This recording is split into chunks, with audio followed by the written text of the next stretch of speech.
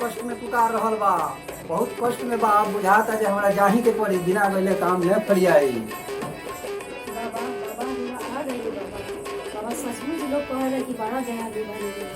लोग कहाँ बनी बाबा, हमें लड़का भुला गए, हमें लड़का के मिला दे बाबा, मिला दे।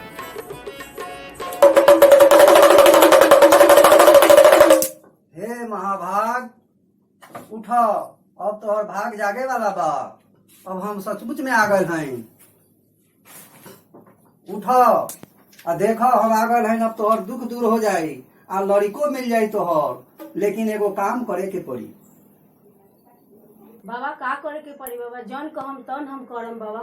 कही बाबा हमरा का करे ले बा। अब तो पुकार करे में थोड़ा थोड़ा विलम्ब हो गए। 2 गो सोमवारी बीत गए, लेकिन 2 गो अभी बा। उपवास करके सोमवारी जे बा करे के बा, शंकर भगवान के मंदिर में जल चढ़ावे के बा।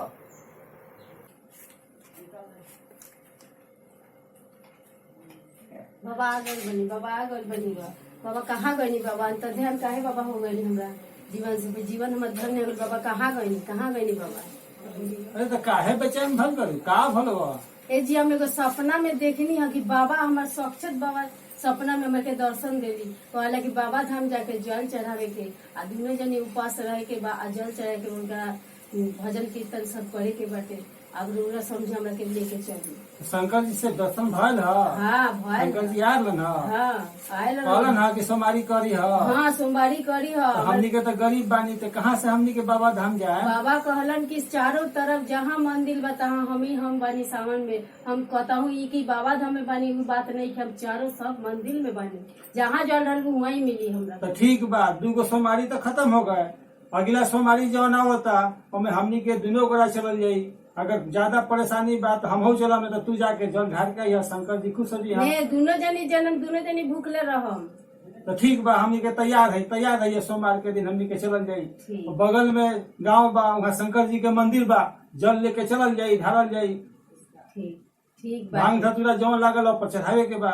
जबले हम जल बाबा के ढालम न तले हमर मन बेचैनी लेखन हो, तो मन मानते नहीं। ठीक बा, तैयार हो जा, हमनी के तैयार होके चलल जाई। ठीक बा नु? ठीक बा।